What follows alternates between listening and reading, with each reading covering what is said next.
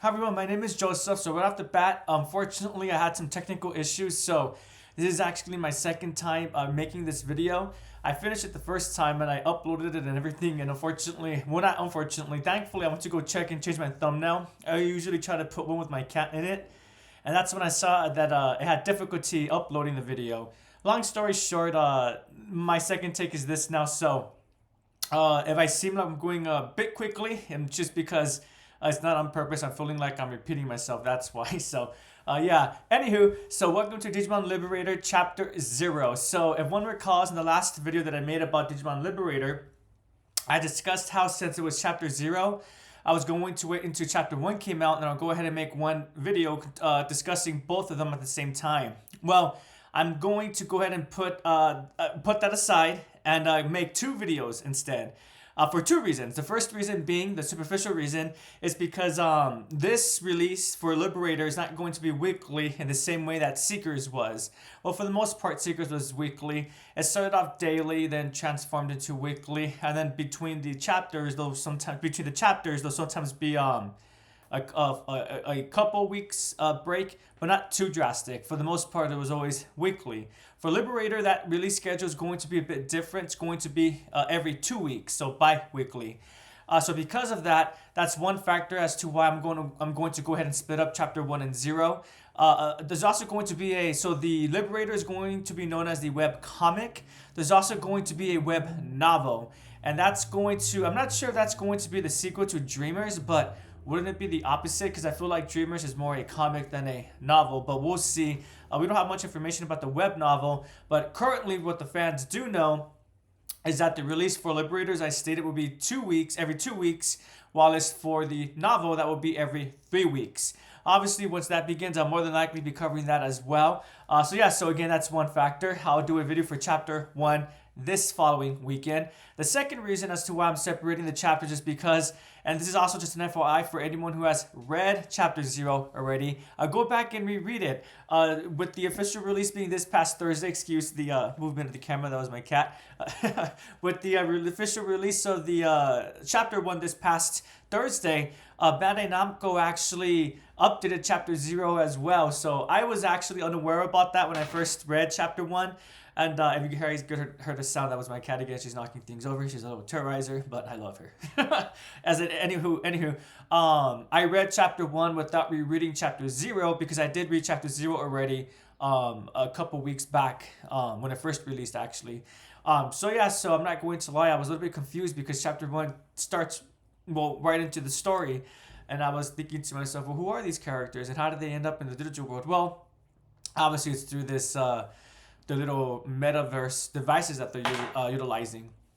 Again, that was my cat. Let me move that aside really quickly. But I'm glad that I reread Chapter 0 because it gives that context that I was lacking and missing. So that's why I'm going to do two videos. So with all that aside, let's begin our discussion for Chapter 0 of Digimon Liberator. So right off the bat, I felt like the original Chapter 0 release, it ended with the battle between Zenith, a upcoming Digimon card battler, being pitted against Zenith, the current Digimon card champion. Zenith, it was Zenith against Owen. Did I say Zenith versus Zenith?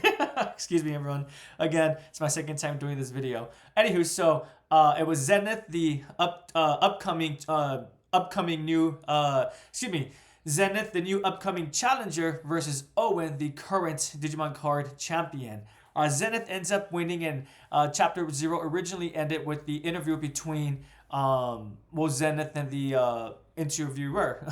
And the new material adds some new dialogue between Shoto. Actually, let me go ahead and pull up the full names. So our two protagonists is going to look like it's going to be Shoto Kazazama, who's 19 years old, and Arisa Kinosaki, who's 17 years old.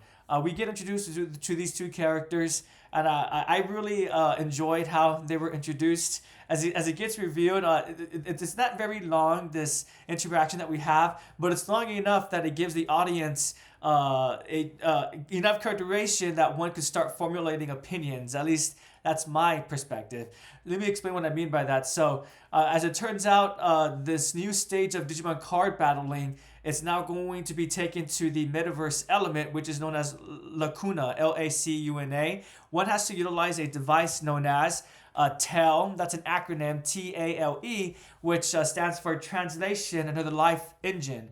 So now these battles are being taken from the real world, where we're able to see holoized forms of the Digimon, over to completely into the digital world. It kind of reminds me of like Yu-Gi-Oh, but to a lesser degree. Like for example, with season 1 of Yu-Gi-Oh, the battles took place in really obvious arenas, and then for season 2, the battles took place between less obvious arenas, because it took place from the I forgot what it's called, but the disc battler, the city disc battler, whatever battler, the battler disc.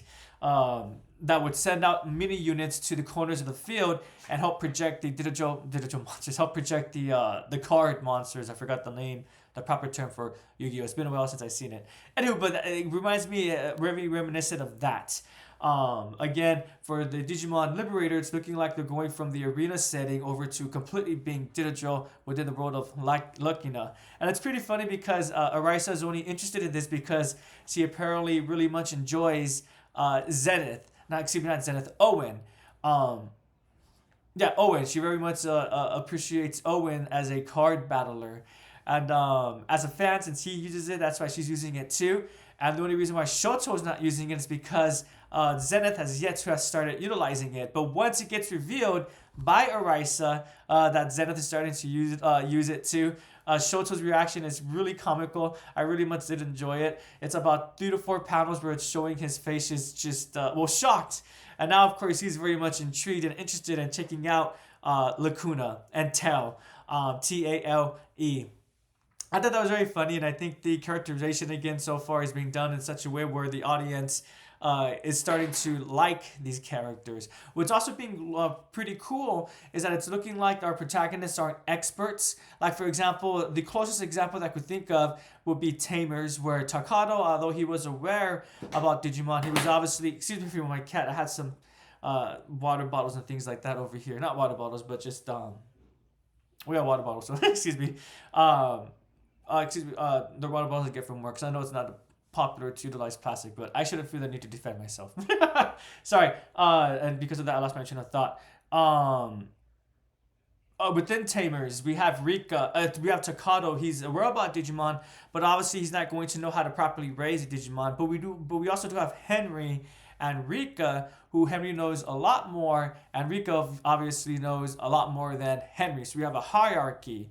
In this regard, it's looking like both Arisa and Shoto are both learning the ropes. So that's pretty cool. Although Shoto is fine with the card battling element in the real world, apparently he's... I'm going ahead of myself in chapter 1, but I won't discuss this too much. It gets revealed that he struggles a bit to transfer those skills. So I actually very much like that. Even beyond that, because now I'm cheating a bit because I did reference chapter 1, but if I'm just sticking on with chapter 0 material, once Stu gets the fish out of water experience, because one of the panels shows Shoto looking at it looks like a digital city. It kind of looks like if one plays Pokemon Go, where sometimes there's buildings and then there's like grass fields. I like that a little bit, a bit more digitized. And he looks excited. His cheeks are red because he's obviously, as I just stated, excited. And it's looking like he's going to start this little adventure. And beyond that, I'm also enjoying Arisa's characterization as well. Just in the way that she's encouraging and being very active in the story. I'm hoping that she won't be pushed aside, and hopefully both of these characters will be working together in the same vein that Iji and Leon work together as well from Digimon Seekers. One aspect I also enjoyed is I love how it ended too. So I am going to cover this a bit differently with Secrets. I would always do my best to have quotes to review and discuss with you guys. But in this regard, because it's a web comic, getting quotes is going to be a bit difficult. So because of that, actually, since I'm talking about that, if anyone's having any difficulty reading Digimon Liberator, I highly suggest not to read it on the official website, but rather to go to either Webtoon or Global Comics. I myself am using Global Comics. I haven't tried Webtoon yet, but for whatever reason, Liberator on the official site just takes a while to load. But again, as I was just explaining, I'm not going to look at quotes quite as often.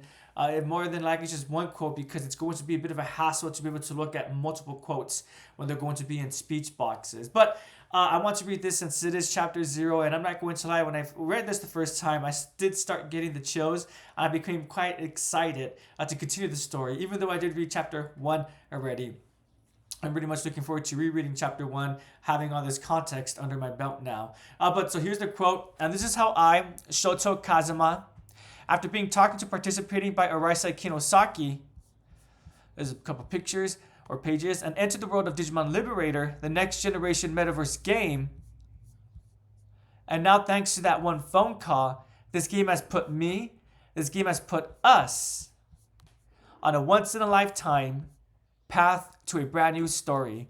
And that's how it ends, again, ending with the shot of Shoto looking at that CD that I described earlier. And it really got me excited because I loved how it goes from him stating himself to us. And I'm pretty sure this is Shoto thinking to himself. He's obviously thinking about himself and Arisa. But when he states that portion, let me go back to it really quickly. This game has put us. It starts showing beyond himself and Arisa, the rest of the protagonists, well, I shouldn't say protagonists, they might be antagonists as well, so I'm just going to say cast, the rest of the cast from Digimon Liberator and their partner Digimon 2. Oh no, they don't have all their partner Digimon displayed, just the rest of the cast, the human cast. It did get me excited because I'm really much looking forward to meeting this new cast of characters. I won't lie, I was a bit nervous because of Digimon Seekers. Well, with any series, a new cast of characters, it's always going to be an intriguing thing to know who you're going to gravitate towards, who you're going to start disliking, if you're going to start disliking anyone. Hopefully, though, you don't dislike any of the characters, unless they're meant to be disliked, right? Yeah, thankfully for me, after reading this, so far really intrigued by the narration, and I'm looking forward to getting to meet the other characters within the cast as well. And even if I don't like the rest of the character, with the rest of the cast, I'm looking forward to just sticking around with Shoto and Arisa, discovering more about their adventure that they're going to begin. And beyond that, so again, excuse me, this is my second time making this video. I almost forgot to mention there's little sprinkles of the main story. It's looking like too, the overarching plot. I'm wondering if maybe Owen is going to be the villain of the story, because after his battle with Zenith, there's a panel where it shows Owen doing something a little bit shifty, a little bit suspicious. But that might just be me. That might be a red herring because the coloring that's being used in that panel, it's meant to give off an ominous aurora, I would argue. So it could be done on purpose to make the carpet pulling under us to be much more fun when we find out, oh no, we shouldn't have judged that individual just because they're bathed in the color red. Anywho, but yeah, so I'm looking forward to find out how Zenith will play into the story as well. Zenith versus Owen, and to finding out with everything else that's going on with Shoto and Arisa too. So thank you so much for joining me, everyone. I do appreciate it. I'm looking forward to next weekend when I can discuss chapter 1 and we can discuss everything that's been released so far. Yeah, so again, to reiterate, the Digimon Liberator will be a bi-weekly release every 2 weeks, while it's a new web novel. Hopefully it's not Dreamers, because web novel I feel like is overstating it. not to sound rude, even though I did enjoy Dreamers. But I think Dreamers is more a manga than a novel. But once the novel releases, that will be every 3 weeks. I want to make sure that's everything to discuss, because I felt like I did go through this in a rushed manner. But hopefully that's everything. Thank you so much for joining me on this new adventure. My question for everyone is, are you excited as I am for this new story, Liberator? Do you have any favorite characters so far? For me, I'm not going to lie, I'm really loving Shoto and Arisa. I guess it's going to be a repeat of just like with Seekers, because I did enjoy Leon's characterization. Leon Ichi's characterization. And once Leon was introduced, I also like the both of them as well, right? So we'll see how this story pans out. I'm not going to lie, as a Digimon fan, it's really awesome to be able to consume this new Digimon material. And the best part is, there's still another factor to that's going to release, right? That Digimon web novel. Again, thanks so much for joining me, everyone. Have a prodigious day, and thank you so much for your patience as well.